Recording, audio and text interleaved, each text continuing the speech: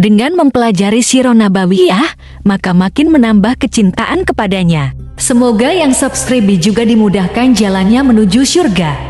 Silahkan tekan tombol like supaya postingan ini semakin tersebar. Dan tulis doa serta hajat pemirsa di kolom komentar. Semoga semakin banyak yang mengaminkan, maka semakin cepat terkabul. Nabi Sulaiman alaihi salam adalah manusia terkaya sepanjang sejarah kehidupan manusia di muka bumi. Dalam beberapa kitab suci seperti Al-Quran, Alkitab, dan Injil, Nabi Sulaiman alaihi salam dijelaskan sebagai manusia terkaya yang pernah hidup di muka bumi. Tidak ada satupun manusia yang bisa mengalahkan total kekayaannya hingga hari kiamat tiba. Para arkeolog telah menemukan situs peninggalan sejarah Islam yang mengungkap total kekayaan Nabi Sulaiman alaihi salam. Erez bin Yosef, seorang profesor sekaligus peneliti, ia menyatakan bahwa 3.000 tahun yang lalu Nabi Sulaiman alaihi salam diperkirakan memiliki kekayaan senilai 2,2 triliun US dollar. Dan apabila dikonversikan dengan nilai mata uang dolar hari ini, jika dirupiahkan, maka nilainya setara dengan 32.891.870 triliun rupiah. Profesor itu juga menjelaskan bahwa kekayaan Nabi Sulaiman alaihi salam berasal dari dua sumber, yakni istana kerajaan dan tambang tembaga. Nilai itu berkali-kali lipat lebih banyak dari total kekayaan negara Indonesia yang hanya mencapai 11.454 triliun per 30 Desember 2021. Nabi Sulaiman alaihi salam memiliki beberapa mukjizat. Di antaranya adalah dapat berbicara dengan bahasa binatang. Beliau dapat memerintah mereka untuk melakukan sesuatu. Beliau juga dapat mengendalikan besar kecilnya tekanan angin dan dapat mengatur ke arah mana angin akan berhembus. Sehingga dengan itu Nabi Sulaiman dapat memanfaatkan angin sebagai kendaraannya dan juga kendaraan tentaranya. Nabi Sulaiman juga bisa melunakkan besi dan membentuknya menjadi pakaian perang yang anti tusukan senjata tajam. Nabi Sulaiman juga memimpin para jin. Mereka tunduk dan patuh pada perintah Nabi Sulaiman alaihi salam.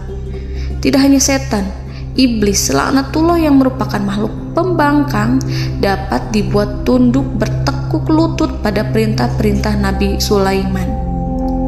Nabi Sulaiman bisa melakukan teleportasi, yaitu berpindah dari suatu tempat ke tempat yang lain dalam waktu singkat.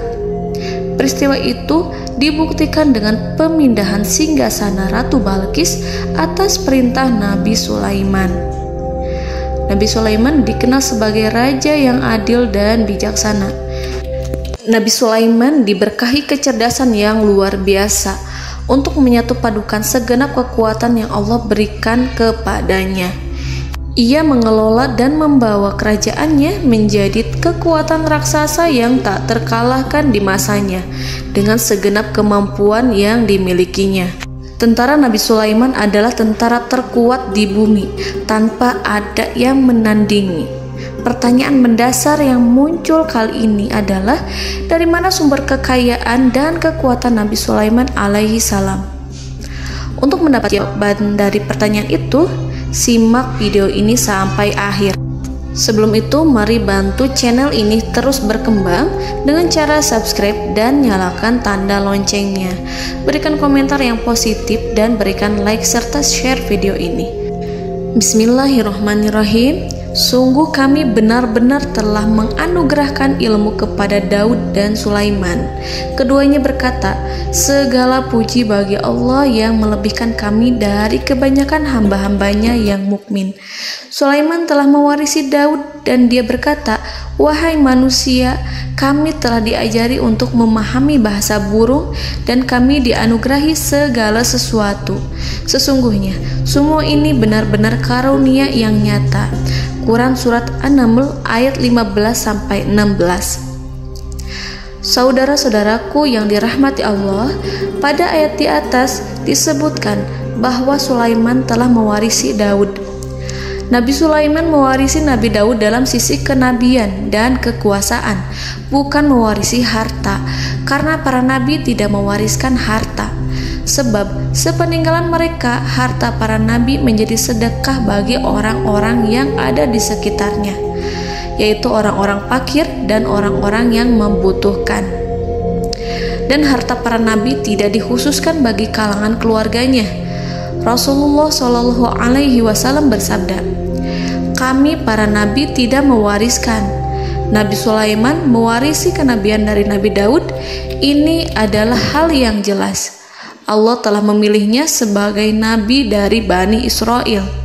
Begitu juga Allah telah memberinya kekuasaan kerajaan sehingga ia menjadi pemimpin Bani Israel. Barangkali sesuatu yang paling penting yang diwarisi oleh Nabi Sulaiman dari Nabi Daud adalah tradisi militer. Kemajuan militer yang dahsyat telah berpindah kepada Nabi Sulaiman.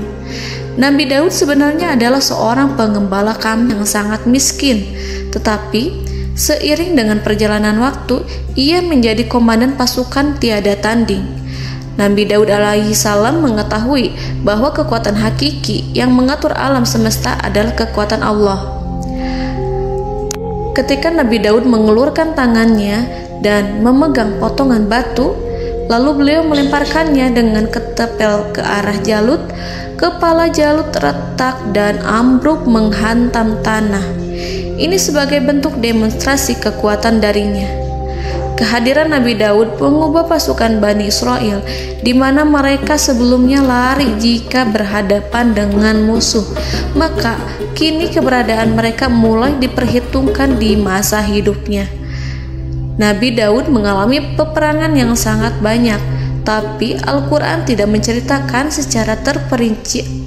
Hal itu dikarenakan karena Al-Quran adalah kitab dakwah di jalan Allah, bukan kitab sejarah.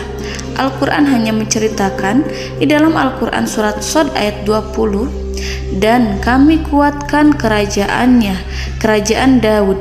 Ayat tersebut berarti bahwa Nabi Daud belum terkalahkan dalam peperangan yang diikutinya.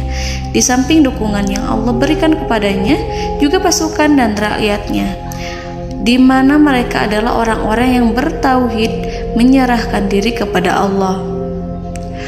Allah Subhanahu wa Ta'ala mengajarkan kepada Nabi Daud hal-hal yang menjadikan pasukannya memiliki keistimewaan yang dengannya mereka dapat mengalahkan pasukan-pasukan lain, pasukan-pasukan besar yang ada di bumi pada saat itu. Allah Subhanahu wa Ta'ala berfirman dalam surat Saba ayat 10, "Dan kami telah melunakkan besi untuknya." Baju besi mungkin akan menjadi masalah dalam benak kita. Ketika orang-orang yang berperang, baju besi cukup mengganggu gerakan mereka. Kita bisa membayangkan ketika ada dua orang berperang, salah satu dapat bergerak bebas, sementara yang lainnya tidak leluasa bergerak karena tertahan dengan pakaiannya. Namun, dengan kekuasaan Allah, Nabi Daud dapat melunakkan besi dan membuat baju besi yang ringan, yang mudah untuk digunakan. Ini adalah kemajuan penting yang Allah berikan kepada Nabi Daud dan tentaranya. Kemajuan itu kemudian diajarkan, diwariskan dan dimiliki oleh Nabi Sulaiman alaihi salam. Nabi Sulaiman memiliki pasukan dahsyat yang melebihi pasukan manapun di bumi saat itu, atau bahkan mungkin saat ini. Bahkan Allah menambahkan karunia-Nya kepada Nabi Sulaiman yang disebutkan dalam Al-Quran surat An-Naml ayat 16. Dan Sulaiman telah mewarisi Daud, dan dia berkata, "Wahai manusia, kami telah diberi pengertian tentang suara burung, dan kami diberi segala sesuatu. Sesungguhnya ini benar-benar suatu karunia yang nyata." Saudara-saudaraku yang dirahmati Allah, pada suatu hari Nabi Sulaiman alaihi salam menengadahkan tangannya dan berdoa kepada Allah Subhanahu wa ta'ala. Antara hati Nabi dan Allah tidak ada penghalang, tidak ada jarak, tidak ada sekatan waktu, tidak ada satupun dari para nabi yang berdoa kepada Allah kecuali doanya pasti dikabulkan. Doa Nabi Sulaiman alaihi salam direkam dalam Al-Quran surat Shad ayat 35. Nabi Sulaiman berkata, "Ya Tuhanku, ampunilah aku, anugerahkanlah kepadaku kerajaan yang tidak dimiliki oleh seorang pun sesudahku." Nabi Sulaiman menginginkan dari Allah sesuatu kerajaan yang belum pernah diperoleh oleh siapapun setelahnya. Allah Subhanahu wa ta'ala mengabulkan doa Nabi Sulaiman dan memberinya kerajaan tersebut. Nabi Sulaiman mewarisi kekuasaan, kenabian, hikmah ilmu dari Nabi Daud alaihi salam. Orang-orang menyebut Nabi Sulaiman Al-Hakim, Sulaiman yang bijaksana. Kebijaksanaan Nabi Sulaiman tidak terbatas pada keadilannya di tengah-tengah manusia dan juga kasih sayangnya kepada mereka. Namun, kebijaksanaan Nabi Sulaiman juga berlaku di kalangan burung dan binatang lainnya. Nabi Daud juga mengenal bahasa burung, tetapi Nabi Sulaiman dapat berbicara dengan bahasa burung. Bahkan, ia dapat menggantikannya sebagai pembantunya. Ketika Nabi Daud bertasbih di gunung, burung-burung serta binatang buas ikut bertasbih bersamanya. Bahkan angin pun berhenti untuk mendengarkan tasbih itu. Sedangkan Nabi Sulaiman alaihi salam, Allah Subhanahu wa ta'ala memberinya karunia lebih dari itu, di mana binatang-binatang buas tunduk padanya, begitu juga angin dan burung. Saudara-saudaraku yang dirahmati Allah, Nabi Sulaiman alaihi salam mampu mendengarkan bisikan semut yang berbicara kepada sesama mereka. Bahkan ia mampu memerintahkan semut tersebut sehingga semut itu menjadi taat pada perintahnya. Pasukan Nabi Sulaiman memiliki kekuatan yang sangat dahsyat.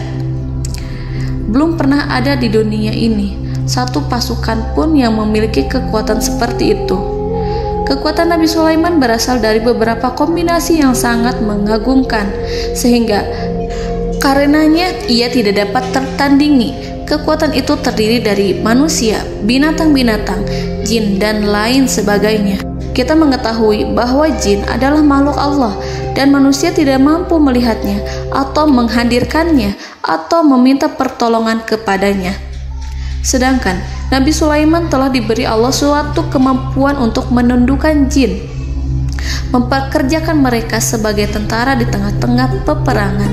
Bahkan ia mampu menjadikan mereka sebagai pekerja-pekerja kasar di kerajaannya saat tidak ada peperangan. Oleh sebab itu, ketika ada pasukan lain yang mencoba melawan pasukan Nabi Sulaiman, mustahil mereka akan mendapatkan kemenangan. Bahkan pasukan Nabi Sulaiman diperkuat oleh pasukan burung.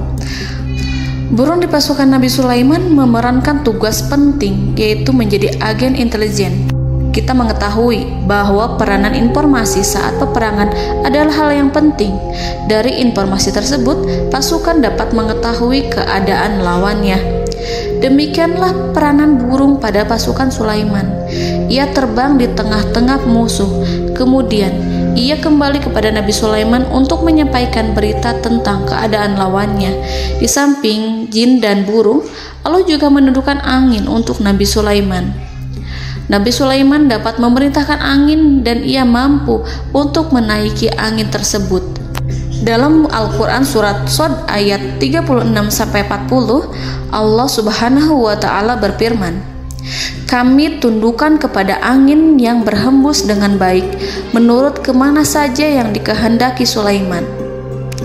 Dan kami tundukkan pula kepadanya setan-setan, semuanya ahli bangunan dan penyelam, dan setan yang lain yang terikat dalam belenggu.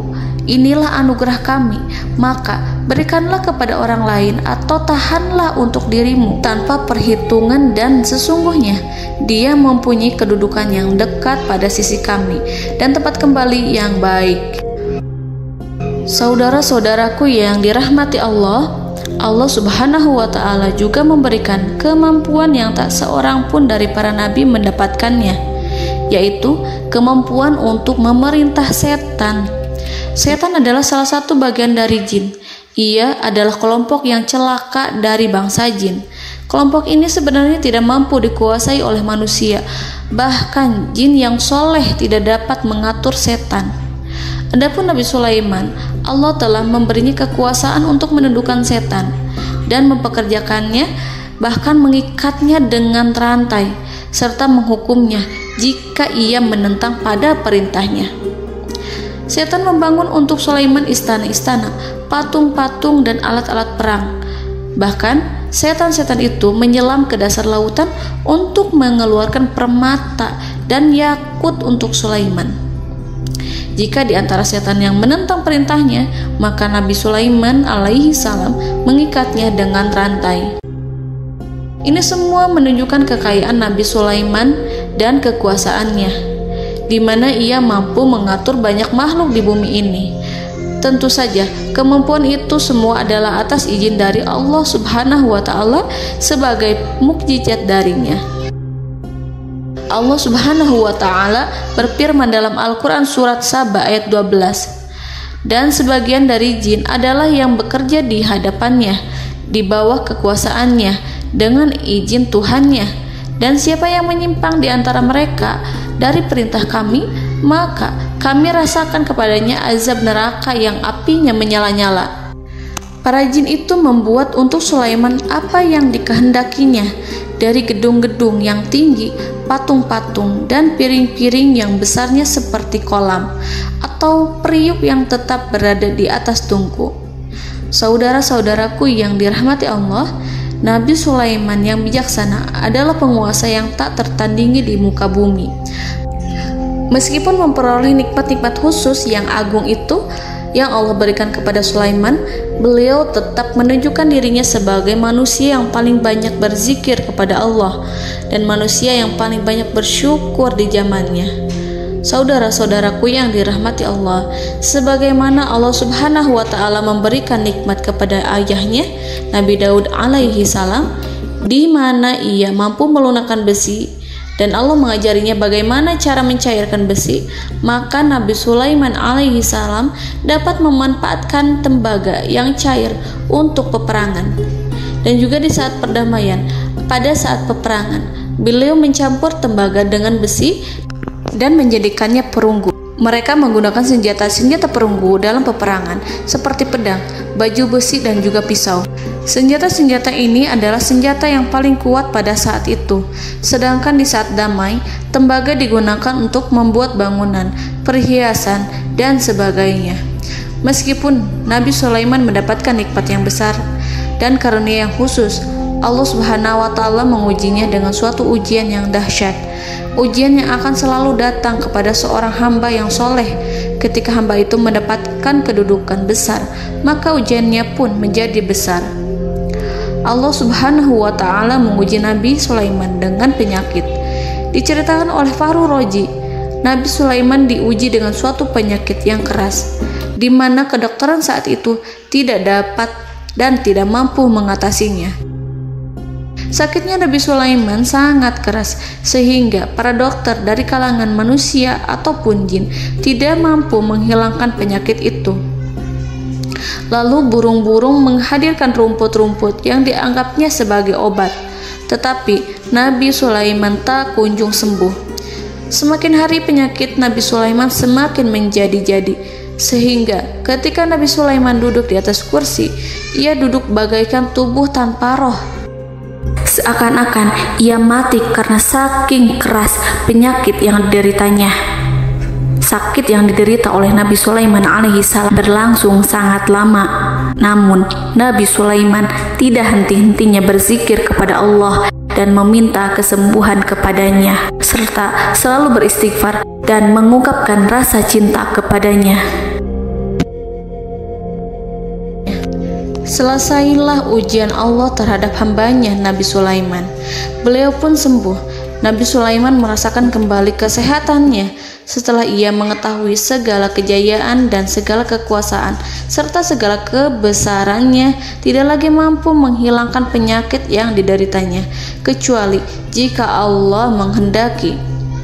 Saudara-saudaraku yang dirahmati Allah, Nabi Sulaiman telah membangun tempat ibadah, tempat sujud, sehingga manusia menyembah Allah di dalamnya.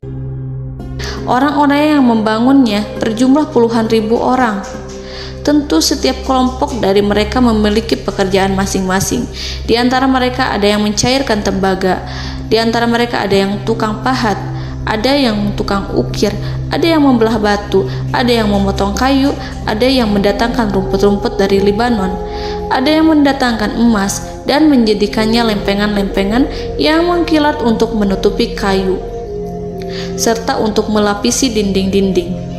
Bahkan golongan jin pun membantu membangun tempat tersebut, tentu dengan perintah dan bimbingan Nabi Sulaiman. Mereka membuat patung-patung yang besar, membuat bejana yang besar untuk tempat makan para tentara dan pekerja, yaitu bejana seperti gunung. Karena saking berat dan besarnya, mereka juga membuat tempat-tempat minum yang besarnya seperti kolam. Nabi Sulaiman mengawasi para pekerjanya dan juga mengurusi masyarakatnya, di mana beliau mengenali problem mereka dan berusaha memecahkannya. Beliau juga mengawasi pasukan dari kalangan binatang dan burung. Beliau mengetahui apabila ada satu di antara mereka yang tidak datang, kemana ia pergi serta mengapa ia pergi. Nabi Sulaiman menguasai pengetahuan itu semua. Nabi Sulaiman bukan hanya mengetahui problem tentara-tentaranya dari kalangan manusia ataupun tentaranya dari kalangan burung, namun ia juga menunjukkan kasih sayang terhadap semut, di mana beliau mendengar bisikannya dan tidak suka untuk menginjaknya. Nabi Sulaiman selalu menundukkan kepalanya ke bumi sebagai bentuk rasa rendah diri dan syukur kepada Allah. Pada suatu hari, Nabi Sulaiman alaihi salam berjalan di depan tentaranya dan tiba-tiba ia mendengar suara semut yang berkata kepada temannya dari kalangan semut. Hal itu terekam dalam Al-Quran surat An-Naml ayat 18-19. Wahai semut-semut, masuklah ke dalam sarang-sarangmu agar kamu tidak terinjak oleh Sulaiman dan tentaranya, sedangkan mereka tidak menyadarinya. Nabi Sulaiman alaihi salam tersenyum mendengar itu dan ia berdoa, "Ya Allah, ya Tuhanku, berilah aku ilham untuk tetap mensyukuri nikmat-Mu yang telah Engkau anugerahkan kepadaku dan kepada kedua orang ibu bapakku, dan untuk mengerjakan amal soleh yang Kau ridhoi, dan masukkanlah aku ke dalam rahmat-Mu, ke dalam golongan hamba-hamba-Mu yang soleh." Saudara-saudaraku yang dirahmati Allah, meskipun Nabi Sulaiman mendapatkan kekuasaan dan memiliki tentara yang besar, namun beliau menunjukkan kasih sayang terhadap bangsa semut. Beliau mendengarkan bisikannya dan melihat semut yang ada di depannya. Oleh karena itu, tak mungkin baginya untuk menginjak golongan semut itu. Nabi Sulaiman bersyukur kepada Allah telah memberinya nikmat, yaitu nikmat rahmat dan kasih sayang. Di samping itu, Nabi Sulaiman alaihi salam adalah orang paling kaya di dunia. Istananya terbuat dari kayu gaharu yang memiliki wangi harum. Istananya terbuat dari emas yang terkadang dari kristal. Beliau juga memiliki kursi besar yang terbuat dari emas dan permata. Istana Nabi Sulaiman merupakan istana yang paling besar di dunia. Nabi Sulaiman menggunakan pakaian dari emas dan permata. Meskipun demikian, Nabi Sulaiman tetap menunjukkan sebagai hamba yang berserah diri dan rendah diri di hadapan Allah Subhanahu wa Ta'ala. Nabi Sulaiman yang merendahkan diri di hadapan Allah, ia selalu sujud kepada Allah, sebagaimana ayahnya yang selalu bertasbih pada Allah. Nabi Sulaiman selalu melantunkan lagu-lagu cinta ilahi dan hanya memuji Allah Subhanahu wa Ta'ala. Pada suatu hari, Nabi Sulaiman alaihi salam mengeluarkan perintah kepada pasukannya untuk bersiap-siap. Kemudian, Nabi Sulaiman keluar dan memeriksa pasukannya satu demi satu. Kelompok yang pertama adalah kelompok manusia. Nabi Sulaiman memperhatikan kesiapan mereka. Lalu Nabi Sulaiman mengeluarkan perintah-perintah kepada mereka. Kemudian Nabi Sulaiman memeriksa kelompok jin dan menyampaikan perintahnya kepada mereka. Beliau memenjarakan jin yang tampak bermalas-malasan saat bekerja. Lalu beliau memeriksa binatang dan berkata kepada mereka, apakah mereka sudah makan dengan baik? Apakah mereka tidur dengan nyenyak? Apakah ada yang mengadu pada mereka, misalkan karena penyediaan makanan yang tidak layak?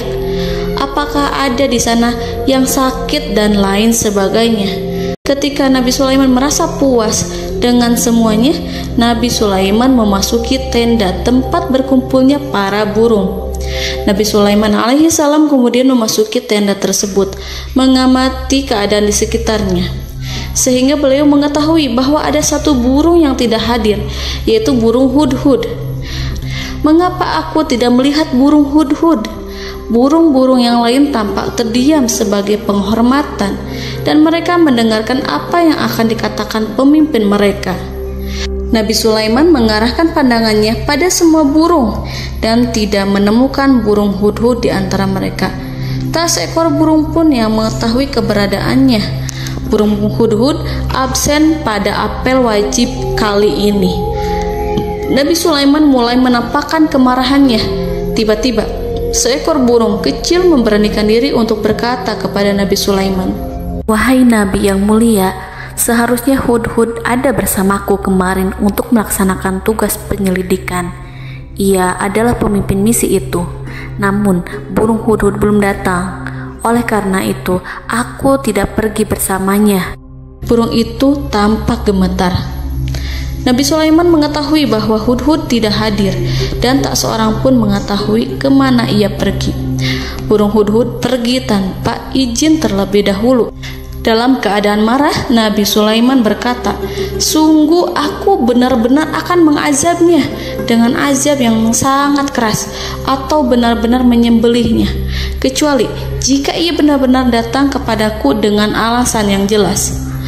Kawanan burung-burung mengetahui bahwa Nabi Sulaiman sedang marah dan telah menetapkan untuk menyiksa burung hudhud atau menyembelihnya atau justru memaafkannya dengan syarat ia datang dengan membawa alasan yang dapat menyelamatkannya, atau dengan kata lain, burung hudhud dapat memastikan bahwa ia melaksanakan tugas yang penting. Nabi Sulaiman menunjukkan kemarahan yang besar sehingga siapapun akan merasa takut kepada Nabi Sulaiman yang marah. Nabi Sulaiman kemudian pergi dari tempat burung tersebut. Nabi Sulaiman masih memikirkan keadaan burung hudhud. Seharusnya burung hudhud menjadi bagian penting dari badan intelijen. Apakah ia pergi untuk menyingkap suatu, atau apakah ia pergi hanya untuk bermain-main? Nabi Sulaiman telah memperhatikan dan mengetahui bahwa burung hudhud adalah seekor burung yang cerdik dan juga fasih berbicara. Terkadang Nabi Sulaiman mendapati burung hudhud sedang bermain-main dan menunda-nunda pekerjaannya. Namun ketika Nabi Sulaiman melihatnya, burung hudhud memahami bahwa perbuatannya tidak benar. Oleh karena itu, ia tidak boleh menyampur adukan antara waktu serius dan waktu bermain. Tidak lama setelah itu, burung hudhud tiba di tempat para burung. Burung-burung yang lain berkata kepadanya, "Wahai hudhud, pergilah engkau ke tempat Nabi Sulaiman. Jika ia mengetahui bahwa engkau telah sampai, jiwamu benar-benar terancam." Mendengar itu, burung hudhud segera beranjak. Ia terbang menemui Nabi Sulaiman. Pada waktu itu, Nabi Sulaiman sedang duduk bersama tentaranya yang lain. Burung hudhud berdiri. Ia telah merencanakan untuk memulai pembicaraan dengan Nabi Sulaiman sebelum Nabi Sulaiman bertanya kepadanya kemana dia pergi. Ini sebagai bukti bahwa hudhud telah melaksanakan suatu tugas yang penting.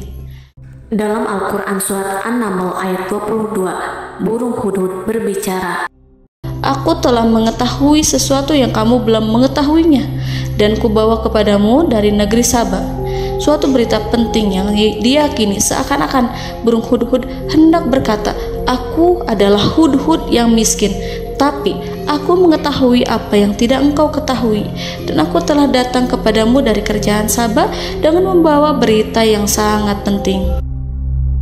Nabi Sulaiman tampak terdiam menunggu hudhud menyelesaikan kisahnya.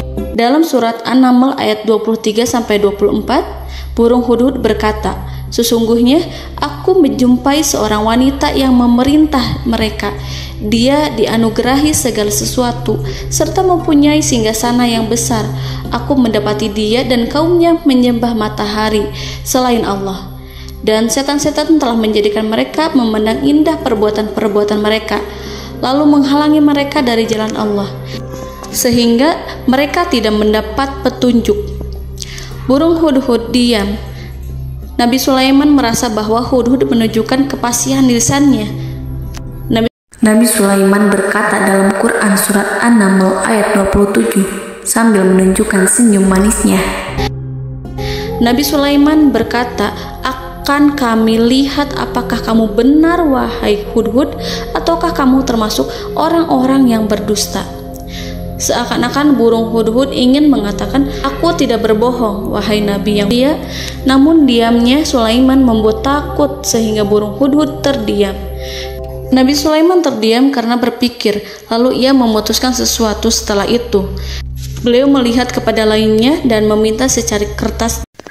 Nabi Sulaiman menulis surat singkat dan menyerahkannya kepada hudhud serta memerintahkan kepadanya seperti yang dikatakan dalam Quran surat An-Naml ayat 28. "Pergilah dengan membawa suratku ini, lalu jatuhkanlah kepada mereka, kemudian berpalinglah dari mereka, lalu perhatikanlah apa yang mereka bicarakan." Al-Quranul Karim hanya menceritakan dalam Quran surat An-Naml bagaimana perginya hudhud dan bagaimana ia menyerahkan surat itu. Lalu Al-Quran langsung menyebut keadaan kerajaan Balqis yang saat itu sedang membaca surat di depan para pembesar kerajaan dan para menterinya. Dalam Al-Quran surat An-Naml ayat 29-31 berkatalah Balqis, "Wahai pembesar-pembesar, sesungguhnya telah dijatuhkan kepadaku sebuah surat yang mulia. Sesungguhnya surat ini dari Sulaiman, dan sesungguhnya isinya dengan menyebut nama Allah yang Maha Pengasih lagi Maha Penyayang, bahwa janganlah kalian berlaku sombong terhadapku, dan datanglah kepadaku sebagai orang yang berserah diri." Saudara-saudaraku yang dirahmati Allah, dalam surat tersebut Nabi Sulaiman menyebutkan supaya mereka menyerahkan diri dan tunduk kepada perintah Nabi Sulaiman. Nabi Sulaiman memerintahkan agar mereka meninggalkan penyembahan terhadap matahari. Nabi Sulaiman tidak mempersoalkan akidah mereka dan tidak memuaskan mereka dengan apapun. Nabi Sulaiman hanya memerintahkan bahwa ia berada di atas kebenaran. Bukankah ia didukung kekuatan yang berlandaskan keyakinan yang dimilikinya? Nabi Sulaiman hanya memerintahkan mereka agar tunduk dan patuh kepadanya. Ratu Sabak menyampaikan surat tersebut di tengah-tengah kaumnya. Dalam Quran surat An-Naml ayat 32 dijelaskan, "Dan berkatalah Balqis, wahai para pembesar, berilah aku pertimbangan dalam urusanku ini. Aku tidak pernah memutuskan sesuatu persoalan sebelum kamu berada dalam majelisku." Saudara-saudaraku yang dirahmati Allah, para pembesar istana Balqis menentang surat tersebut. Isi surat itu membangkitkan kesombongan kaum Sabak, di mana mereka merasa lebih kuat. Mereka mengetahui bahwa di sana ada seorang yang mencoba menentang mereka dan mengisyaratkan peperangan kepada mereka. Lalu ia meminta kepada mereka untuk memenuhi syarat-syaratnya sebelum terjadinya peperangan dan kekalahan. Dalam surat An-Naml ayat 33, mereka menjawab, "Kita adalah orang-orang yang memiliki kekuatan dan juga memiliki keberanian yang sangat besar dalam peperangan. Dan keputusan berada di tanganmu, wahai rajaku. Maka pertimbangkanlah apa yang akan kamu perintahkan." Saudara-saudaraku yang dirahmati Allah, para pembesar kaum Sabak seakan ingin berkata, "Kita siap untuk melaksanakan perang." Tampaknya ratu itu memiliki kebijakan yang lebih baik dari pembesar kaumnya. Surat Sulaiman itu membuatnya berpikir lebih jernih dan lebih berhati-hati. Ia berusaha sebisa mungkin menghindari peperangan. Ratu itu berpikir dalam tempo yang lama. Nama Sulaiman tidak diketahuinya dan ia pun belum pernah mendengarnya. Oleh karena itu, Ratu kaum Sabak tidak mampu mengetahui dan mendeteksi seberapa besar kekuatan Nabi Sulaiman. boleh jadi Nabi Sulaiman memiliki kekuatan yang dahsyat sehingga ia mampu memerangi kekuasaannya dan mengalahkannya. Kemudian ratu memperhatikan apa yang ada di sekelilingnya. Ia melihat kemajuan masyarakatnya dan juga kekayaannya. Barangkali ia mengira bahwa Nabi Sulaiman iri terhadap kemajuan dan kekayaannya itu, sehingga Nabi Sulaiman ingin menyerangnya. Setelah mempertimbangkan isi surat Nabi Sulaiman dengan cermat, Ratu Saba memilih untuk tidak bersikap ceroboh dan bodoh. Ratu lebih suka untuk menggunakan bahasa kelembutan. Ia mengirim kepada Nabi Sulaiman suatu hadiah yang besar. Ratu mengira bahwa Nabi Sulaiman seorang yang ambisius, yang boleh jadi ia telah mendengar tentang kekayaan kerajaan Saba. Para utusan pergi dengan membawa hadiah dari Ratu Saba. Ratu berharap agar mereka dapat memasuki kerajaan Nabi Sulaiman dan akan mengetahui kondisi kerajaannya. Saat mereka pulang, Ratu ingin mendengar secara langsung dari mereka tentang bagaimana keadaan kaum Nabi Sulaiman dan pasukannya. Setelah mendapatkan informasi yang cukup, maka Ratu Balqis dapat membuat sesuatu keputusan yang tepat. Ratu menyembunyikan apa yang terlintas dalam pikirannya, lalu ia berbicara kepada pembesar istananya bahwa ia dapat menyingkap niat jahat Raja Sulaiman melalui cara mengirimkan hadiah kepadanya. Ratu lebih memilih cara tersebut dan menunggu reaksi dari Nabi Sulaiman. Ratu berhasil memuaskan para pembesar istana, dan untuk sementara ia menghilangkan ide untuk berperang.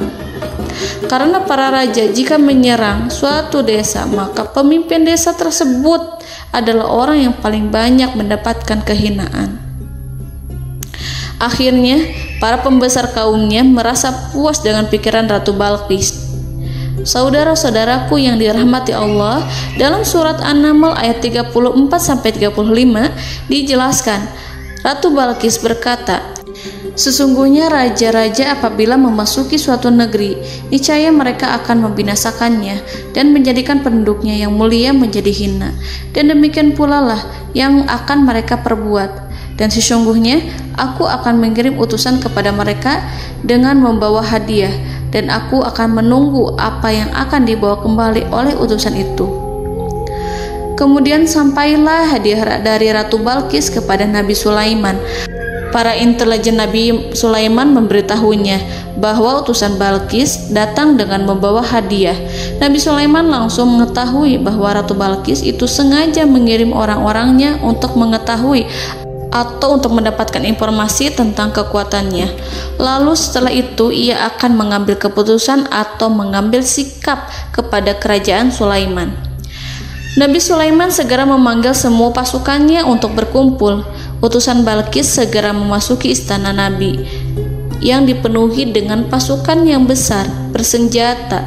Melihat itu, utusan Ratu Balqis tercengang dan terkejut ketika mereka melihat kekayaan yang mereka bawa tidak ada apa-apanya dibandingkan dengan kerajaan Nabi Sulaiman. Hadiah mereka tampak tidak berarti. Emas yang mereka bawa tampak tidak memiliki makna saat mereka memasuki istana Nabi Sulaiman yang terbuat dari kayu-kayu pohon gaharu yang mengeluarkan bau yang harum serta dihiasi dengan emas permata. Para utusan Ratu Balqis berdiri bersama Nabi Sulaiman dan menyaksikan bagaimana Nabi Sulaiman mengendalikan pasukannya. Kemudian mereka mulai berpikir tentang kekuatan dan kualitas pasukan Nabi Sulaiman. Betapa kagetnya mereka ketika melihat di tengah-tengah pasukan itu terdapat singa, burung, dan tentara dari kalangan manusia yang mampu terbang. Mereka pun sadar bahwa mereka di hadapan pasukan yang tiada tandingannya. Selesailah demonstrasi pasukan Nabi Sulaiman. Kemudian para utusan ratu dipersilahkan maju ke tempat hidangan makanan. Para utusan itu sangat terkejut ketika melihat berbagai macam makanan dari penjuru dunia ada di depannya. Dan di antara makanan itu terdapat pula makanan yang biasa ditemukan di negeri mereka. Tetapi mereka melihat bahwa makanan itu memiliki rasa yang lebih istimewa. Selain itu, piring-piring yang ada di depan mereka terbuat dari emas dan mereka dilayani oleh laki-laki yang berhias dengan emas. Di meja makan itu terdapat burung, ikan laut, dan berbagai macam daging yang mereka tidak mampu lagi membedakan daging apa itu. Nabi Sulaiman tidak makan bersama mereka, tapi beliau makan dengan menggunakan piring yang terbuat dari kayu. Beliau memakan roti yang kering yang dicampur dengan minyak. Inilah makanan yang dipilih Nabi Sulaiman. Makan bersama mereka dalam keadaan diam, mereka merasa kehadiran Nabi Sulaiman menciptakan suatu wibawa yang luar biasa. Selesai perjamuan itu, lalu dengan sangat malu mereka menyerahkan hadiah dari Ratu Balqis kepada Nabi Sulaiman. Hadiah itu berupa emas yang bagi mereka hadiah itu sangat bernilai tinggi. Tapi di sini hadiah itu tampak kecil di hadapan kekayaan Nabi Sulaiman yang sangat mengagumkan. Nabi Sulaiman memperhatikan hadiah dari Ratu Balqis itu dan berkata dalam Quran surat An-Naml ayat 36, "Maka apa yang diberikan Allah kepadaku lebih baik daripada apa yang diberikannya kepadamu, tetapi kamu merasa bangga dengan hadiahmu." Saudara-saudaraku, Raja Sulaiman menyingkap dengan kata-katanya yang singkat itu penolakannya terhadap hadiah mereka. Ia memberitahu utusan itu bahwa ia tidak menerima hadiah tersebut. Ia tidak merasa puas dengan hadiah itu. Yang membuatnya puas hanyalah, janganlah kalian berlaku sombong terhadapku dan datanglah kepadaku sebagai orang-orang yang berserah diri. Lalu Nabi Sulaiman berkata kepada mereka dengan pelan. Hal itu diabadikan dalam Al-Quran surat An-Naml ayat 37.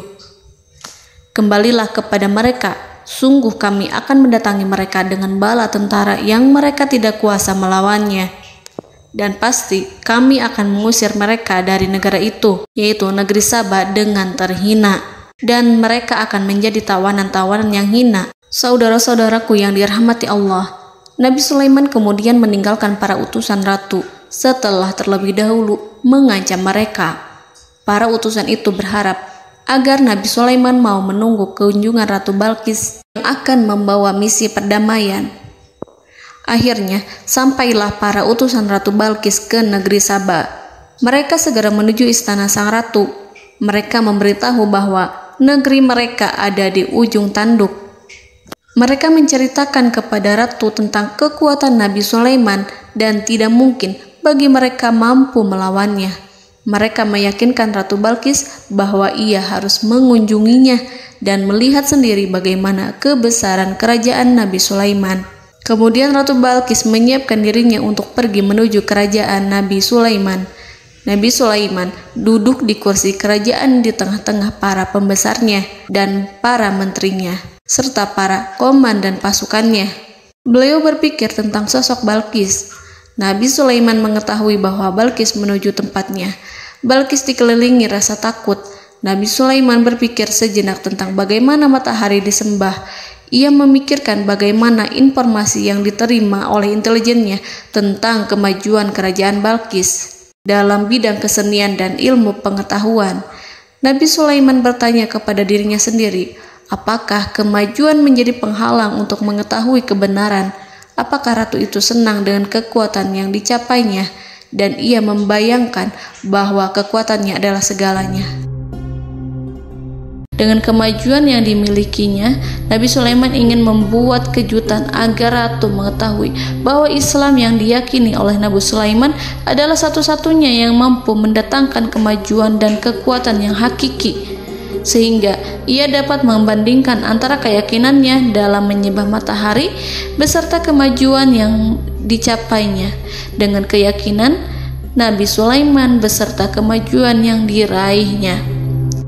Saudara-saudaraku yang dirahmati Allah, para mata-mata Nabi Sulaiman telah memberitahunya bahwa hal yang sangat disegani dan dikagumi oleh kaum Balqis adalah kerajaan Saba, yaitu singgasana Ratu Balqis. Singgasana itu terbuat dari emas dan batu delima. Singgasana tersebut dijaga oleh penjaga yang sangat disiplin, di mana mereka tidak pernah lalai sedikit pun. Oleh karena itu, sangat tepat apabila Nabi Sulaiman menghadirkan singgasananya di sini, di kerajaannya. sehingga ketika ratu tiba, maka ia dapat duduk di atasnya. Nabi Sulaiman ingin membuat kejutan kepadanya dan menunjukkan bahwa kemampuannya tersebut yang berlandaskan pada keislaman. Nabi Sulaiman melakukan yang demikian itu dengan harapan agar si ratu tunduk kepadanya. Ide itu terlintas dalam diri Nabi Sulaiman.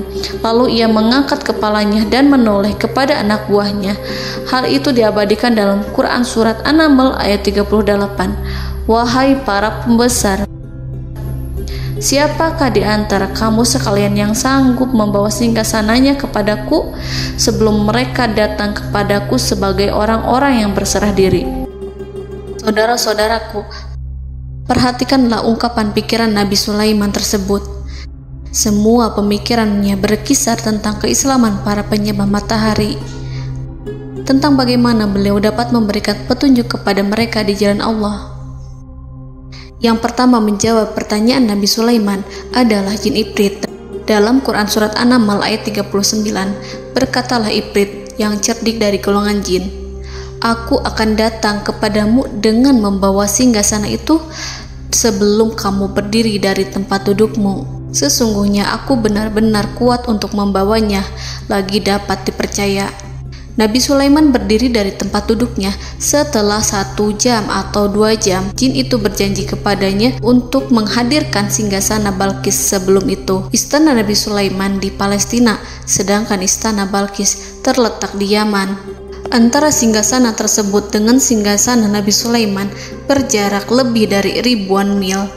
Barangkali pesawat yang cepat sekalipun yang kita kenal hari ini tidak akan mampu membawa dan mendatangkan istana itu dalam waktu 1 jam. Tetapi masalahnya di sini, berhubung dengan kekuatan jin yang serba misterius, Nabi Sulaiman tidak mengomentari sedikit pun terhadap apa yang dikatakan oleh Ifrit. Nabi Sulaiman tampak menunggu tanggapan lain yang mampu menghadirkan singgasana Balkis yang lebih cepat dari jin Ifrit. Nabi Sulaiman menoleh kepada seorang yang di sana, yang duduk di atas naungan. Hal itu diceritakan dalam Al-Quran Surat An-Naml ayat 40. Berkatalah seseorang yang mempunyai ilmu dari Alkitab, "Aku akan membawa singgasana itu kepadamu sebelum matamu berkedip." Maka tatkala Sulaiman melihat singgasana itu terletak di hadapannya, ia pun berkata, "Ini termasuk karunia Tuhanku untuk menguji aku. Apakah aku akan bersyukur atau mengingkari nikmatnya?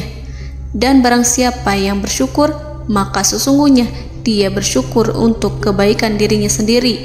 Dan barang siapa yang ingkar, maka sesungguhnya Tuhanku maha kaya lagi maha mulia." Saudara-saudaraku, belum lama seseorang yang mempunyai ilmu dari Alkitab menyatakan kalimatnya, sehingga singgasana itu tiba-tiba ada di depan Nabi Sulaiman, yang mampu menghadirkan singgasana itu lebih cepat dari kedipan mata. Al-Quranul Karim tidak menyingkap kepribadian seseorang yang menghadirkan singgasana itu. Al-Quran hanya menggarisi bahwa orang itu mempunyai ilmu dari Alkitab. Al-Quran tidak menjelaskan kepada kita apakah ia seorang malaikat ataukah manusia ataukah jin. Al-Quran sengaja tidak menyingkap hakikat kitab yang dimaksud. Saudara-saudaraku yang dirahmati Allah, setelah melihat singgasana itu, Nabi Sulaiman bersyukur kepada Allah. Ia mulai memperhatikan singgasana sang ratu. Singgasana tersebut merupakan simbol pembangunan dan juga kemajuan, tetapi tampaknya ia hanya sesuatu yang biasa saja jika dibandingkan dengan kekuasaan dan kebesaran ciptaan yang dibuat oleh manusia dan jin di kalangan istana Nabi Sulaiman. Nabi Sulaiman memikirkan dalam tempo yang sangat lama singgasana Ratu Balkis itu. Kemudian beliau memerintahkan agar singgasana itu diperbaiki, sehingga saat Ratu Balkis datang, dia akan mengujinya. Apakah Ratu Balkis dapat mengenali singgasananya ataukah tidak? Dalam Al-Quran Surat An-Naml ayat 41, Nabi Sulaiman berkata, "Ubahlah baginya singgasananya, maka kita akan melihat apakah dia mengenal ataukah dia termasuk orang-orang yang tidak mengenalnya." Saudara-saudaraku yang dirahmati Allah, Nabi Sulaiman memerintahkan agar dibangun istana yang akan digunakan untuk menyambut Ratu Balkis. Nabi Sulaiman memilih tempat di laut, dan ia memerintahkan agar dibangun suatu istana di mana sebagian besarnya terdiri dari air laut. Nabi Sulaiman memerintahkan agar lantainya itu terbuat dari kaca yang tebal dan kuat, sehingga orang-orang yang berjalan di atas istana itu akan dapat melihat di bawahnya ada ikan-ikan berwarna-warni yang berenang-renang. Dan mereka akan melihat rumput-rumput laut yang bergerak-gerak. Akhirnya, selesailah pembangunan istana itu. Saking bersihnya kaca lantainya, sehingga tampak di sana tidak ada kaca. Burung hudhud memberitahu Nabi Sulaiman bahwa Balqis telah sampai dekat kerajaannya. Kemudian Ratu Balqis datang. Al-Quran tidak menyebutkan keadaan Nabi Sulaiman saat menyambut Balqis, namun Al-Quran menunjukkan dua sikap Ratu Balqis. Yang pertama, bagaimana sikap Balqis ketika pertama kali melihat singgasananya yang datang mendahuluinya, padahal ia telah meninggalkan pengawalannya untuk tetap setia menjaga singgasananya itu. Keadaan kedua adalah keadaan di depan istana yang dibangun untuk penyambutan Balqis. Istana itu penuh dengan permata yang berenang-renang di bawahnya ikan-ikan. Dalam Quran Surat An-Naml ayat 42 dijelaskan, dan ketika Balqis datang, ditanyakanlah kepadanya, "Serupa inikah singgasanamu?" Balqis menjawab, "Seakan-akan singgasana ini adalah singgasanaku. Kami telah diberi pengetahuan sebelumnya, dan kami adalah orang-orang yang berserah diri." Saudara-saudaraku, pada dialek di atas, Balqis melihat singgasananya dan ia tercengang saat mengetahui bahwa itu adalah singgasana miliknya. Namun kemudian ia mulai ragu karena melihat tidak sepenuhnya itu singgasana miliknya. Jika itu benar-benar miliknya, lalu bagaimana ia datang mendahuluinya? Dan bila bukan singgasananya, maka bagaimana Sulaiman dapat meniru sepersis dan seteliti itu? Padahal Sulaiman tidak pernah sekalipun ke kerajaannya. Nabi Sulaiman berkata saat melihat Balqis mengamati singgasananya, "Apakah ini singgasanamu?" Balqis terlihat sangat kebingungan, namun setelah itu ia menjawab, "Sepertinya benar." Nabi Sulaiman berkata, "Kami telah diberi ilmu sebelumnya dan kami sebagai orang-orang muslim." Saudaraku yang dirahmati Allah, melalui pertanyaan Nabi Sulaiman ingin mengisyaratkan kepada Balqis agar ia membandingkan antara keyakinannya beserta ilmu yang dicapainya dengan keyakinan Nabi Sulaiman yang muslim beserta pengetahuan yang telah diraihnya. Penyembahan terhadap matahari dan pencapaian ilmu yang dicapai oleh Ratu Balqis tanpa tidak ada apa-apanya dibandingkan dengan ilmu Nabi Sulaiman dan keislaman. Nabi Sulaiman telah mendahuluinya dalam bidang ilmu karena keislamannya. Karena itu, sangat mudah baginya untuk mengungguli Balqis dalam ilmu-ilmu yang lainnya. Demikianlah yang disyaratkan dalam pertanyaan Nabi Sulaiman kepada Ratu Balqis. Ratu Saba itu mengetahui bahwa ini adalah singgasananya, di mana singgasana itu datang lebih dahulu daripada dirinya. Beberapa bagian darinya telah diubah saat Balqis masih di perjalanan menuju ke tempat Nabi Sulaiman. Ia berpikir kemampuan apa yang dimiliki Nabi Sulaiman. Ratu Balqis tercengang melihat apa yang disaksikannya, yang berupa buah dari keimanan Nabi Sulaiman dan hubungannya dengan Allah Subhanahu wa Ta'ala. Sebagaimana Balqis juga tercengang ketika melihat kemajuan di bidang ilmu pembangunan, seni, dan ilmu-ilmu yang lainnya. Maka ia tidak lebih kagum lagi saat melihat hubungan yang kuat antara keislaman Nabi Sulaiman dengan ilmunya serta kemajuan yang diraihnya. Dalam Al-Quran Surat An-Naml ayat 43 dijelaskan, dan apa yang disembahnya selama ini selain Allah mencegahnya untuk melahirkan keislamannya, karena sesungguhnya ia terdahulu termasuk orang-orang yang kafir. Saudara-saudaraku yang dirahmati Allah, berguncanglah dalam benak Balqis ribuan hal ketika melihat keyakinan kaumnya runtuh di hadapan Nabi Sulaiman. Ia menyadari matahari yang disembahnya hanya merupakan ciptaan Allah, dan Allah lah yang menggerakkannya untuk hamba-hambanya. Lalu terbitlah matahari kebenaran dalam dirinya. Hatinya diterangi oleh cahaya baru yang tidak akan tenggelam seperti tenggelamnya matahari. Masa keislamannya hanya menunggu waktu. Ratu Balqis memilih waktu yang tepat untuk mengumumkan keislamannya. Allah Subhanahu wa Ta'ala berfirman dalam Quran Surat An-Naml ayat 44. Dikatakan kepadanya, masuklah ke dalam istana. Maka tatkala ia melihat lantai istana itu, dikiranya kolam air yang besar dan disingkapnya 2 betisnya. Berkatalah Sulaiman, sesungguhnya ia adalah istana licin yang terbuat dari kaca.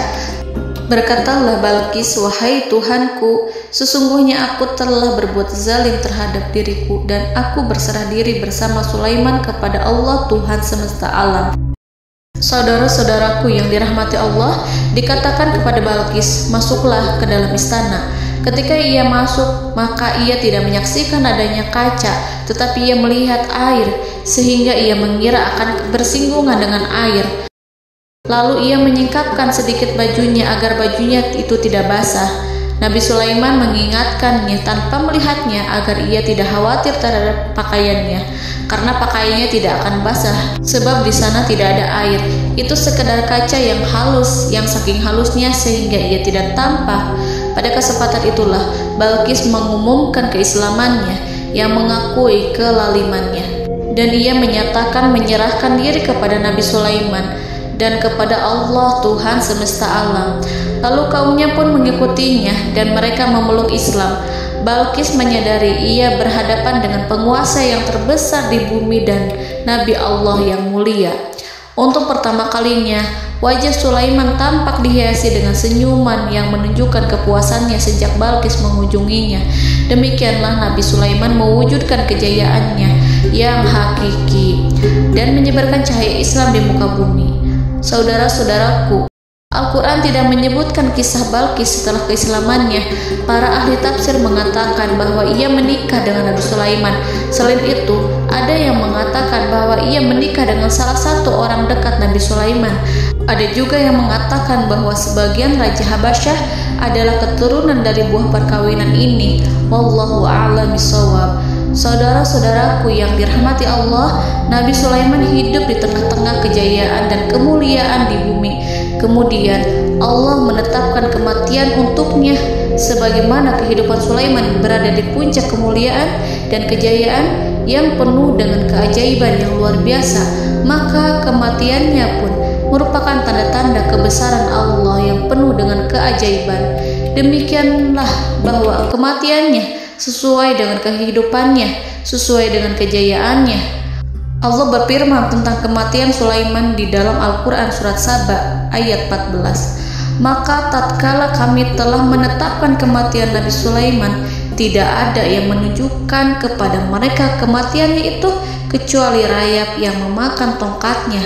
Maka tatkala ia telah tersungkur, tahulah jin bahwa kalau sekiranya mereka mengetahui yang gaib, tentulah mereka tidak akan tetap dalam siksa yang menghinakan. Saudara-saudaraku, kemampuan Nabi Sulaiman untuk menundukkan jin dan mempekerjakan mereka serta hubungan mereka dengan semua itu menimbulkan fitnah di tengah-tengah manusia dalam hal tertentu. Kematian Nabi Sulaiman merupakan batasan jawaban terhadap fitnah ini. Kami tidak mengetahui siapa yang mengklaim bahwa jin mengetahui hal yang gaib. Apakah itu setan yang terkutuk, atau jin yang bodoh, atau manusia yang tertipu? Kami tidak mengetahui siapa yang bertanggung jawab terhadap tersebarnya isu yang keliru ini. Yang kita ketahui adalah bahwa hal tersebut adalah mempengaruhi sebagian manusia dan jin. Barangkali manusia berkata kepada diri mereka, selama jin melakukan perbuatan yang luar biasa ini, maka apa gerangan yang menjadikan mereka tidak mengetahui hal yang gaib itu? Manusia itu lupa bahwa kunci kegaiban berada di tangan Allah. Masalah ilmu gaib tidak akan mampu dikuasai oleh jin dan manusia. Hanya Dia yang mengetahuinya, dan manusia diberitahu hanya sedikit sekali. Saudara-saudaraku yang dirahmati Allah, seakan-akan Allah telah merencanakan bahwa kematian Sulaiman bertujuan untuk menghancurkan pemikiran itu, yaitu pemikiran bahwa jin mengetahui hal-hal yang gaib. Jin bekerja untuk Nabi Sulaiman selama beliau hidup, dan tatkala beliau meninggal, maka tugas mereka menjadi bebas. Nabi Sulaiman meninggal tanpa diketahui oleh jin, sehingga mereka tetap bekerja untuk mereka, tetap mengabdi kepada Sulaiman. Seandainya mereka mengetahui hal yang gaib, niscaya mereka tidak akan meneruskan pekerjaan mereka. Saudara-saudaraku, pada suatu hari Nabi Sulaiman memasuki mihrabnya untuk itikaf ibadah dan beribadah kepada Allah. Tak seorang pun yang berani mengganggu khalwatnya. Mihrab Sulaiman terletak di puncak gunung dan dindingnya terbuat dari permata. Pada suatu hari, Nabi Sulaiman duduk bersandar pada tongkatnya dan ia tampak tenggelam dalam tafakur. Beliau berzikir pada Allah hingga rasa kantuk menguasainya. Lalu setelah itu malaikat maut menemuinya. Nabi Sulaiman pun meninggal. Beliau bersandar kepada tongkatnya. Jin melihatnya dan mengira bahwa beliau sedang sholat, sehingga mereka pun terus melanjutkan pekerjaannya. Berlalulah hari demi hari yang panjang. Datanglah rayap, yaitu semut kecil yang memakan kayu. Hewan itu mulai memakan tongkat Nabi Sulaiman. Rayap itu tampak lapar. Sebagian dari tongkat Nabi Sulaiman dimakan beberapa hari oleh rayap itu. Ketika yang dimakannya semakin bertambah, maka tongkat itu pun menjadi rusak dan kemudian jatuh dari tangan Nabi Sulaiman alaihi salam. Tubuh mulia itu kehilangan keseimbangan dan kemudian jatuh terhempas di bumi. Tatkala tubuh suci itu tersungkur, maka manusia segera menuju ke arahnya. Mereka menyadari dan mengetahui bahwa Nabi Sulaiman telah meninggal dalam waktu yang lama. Jin menyadari bahwa mereka tidak mengetahui hal yang gaib, dan manusia pun mengetahui hakikat ini. Seandainya jin mengetahui hal yang gaib, niscaya ia tidak akan meneruskan siksa yang hina. Mereka tidak akan bekerja kepada Sulaiman. Demikianlah Nabi Sulaiman alaihi salam meninggal dalam keadaan duduk dan sholat di mihrabnya. Lalu berita itu tersebar bagaikan api di bumi. Manusia, burung, dan binatang buas mengantarkan jenazah Nabi Sulaiman. Sekawanan burung tampak sedih dan menangis. Semua makhluk bersedih. Akhirnya tak seorang pun mengetahui bahasa burung di bumi. Meninggallah seorang yang memahami pembicaraan burung, binatang-binatang, jin, dan lain sebagainya. Burung-burung itu berkata, betapa beratnya kehidupan di tengah orang-orang yang tidak mengetahui pembicaraan kita. Allahu a'lam.